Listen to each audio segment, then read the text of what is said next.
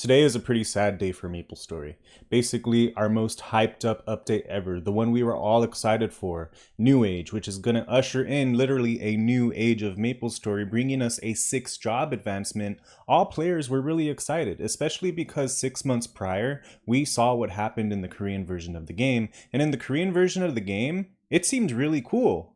But now, look at this.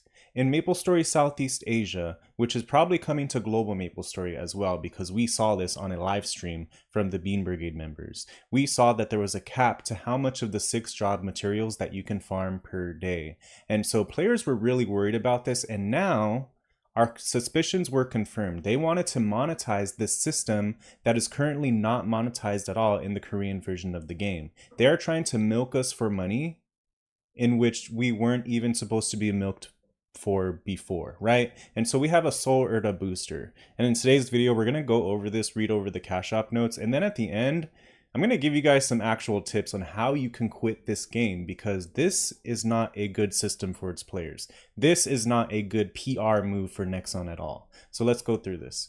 Soul Erda Booster is basically a new item in the cash app that you can purchase once per world. So if you have multiple characters that you were hoping to grind your 6 job for, too bad, because this Soul Erda booster can only be purchased once per world, and you have to be level 260 or higher, have your 6 job, blah blah blah. That's all pretty standard.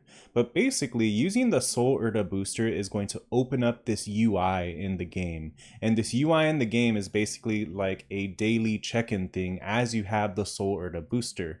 The Soul Erda booster is going to give you 1 Soul Erda energy, I believe, and 4 Soul Erda fragments once per day. And then after 6 days of checking in, you get an additional reward of 2 extra Soul Erda energy, or you have the choice of choosing 20 Soul Erda fragments. This is all like very, very small in relative to what they have in KMS. In KMS, you can farm this stuff by just farming the mobs, which is what we want to do, right? However, look at this. So when we saw on the test server by the Bean Brigade members, we saw that there was a cap to how much of the Soul Erda energy that you can farm from the monsters. And we saw that there was a 400 cap.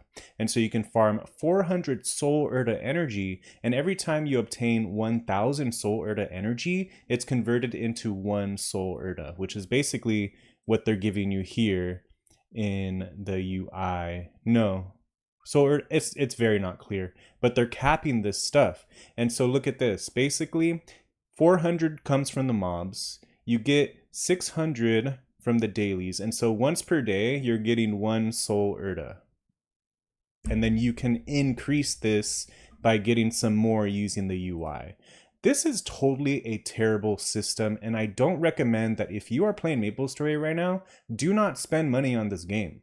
Boycott this. Express your feelings on the Reddit. Express your feelings in this YouTube comments. Express your feelings in the Discord. Express your feelings in the forums. We've already been expressing our feelings, but we need to express even harder. And a lot of people have been saying hashtag don't spend.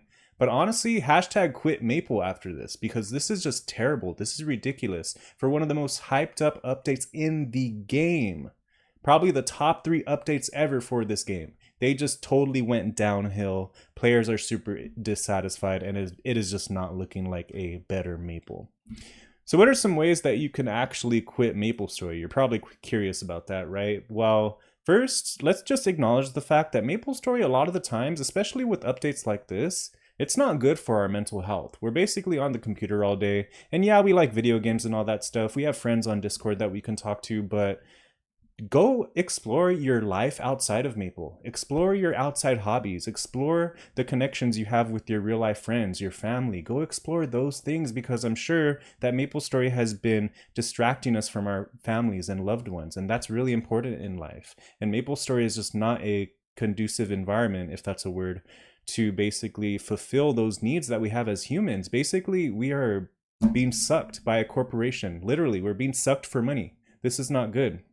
Another thing you can do is go work out. I've been trying to work out lately. I've been going to the gym, and I've been getting so much mental clarity, and I actually find myself playing MapleStory less just because I'm being more physically active. I'm more present with my body, and MapleStory is just not something that allows you to do that because you're so like focused on this like game, right? And then like just invest in yourself too. Find another hobby.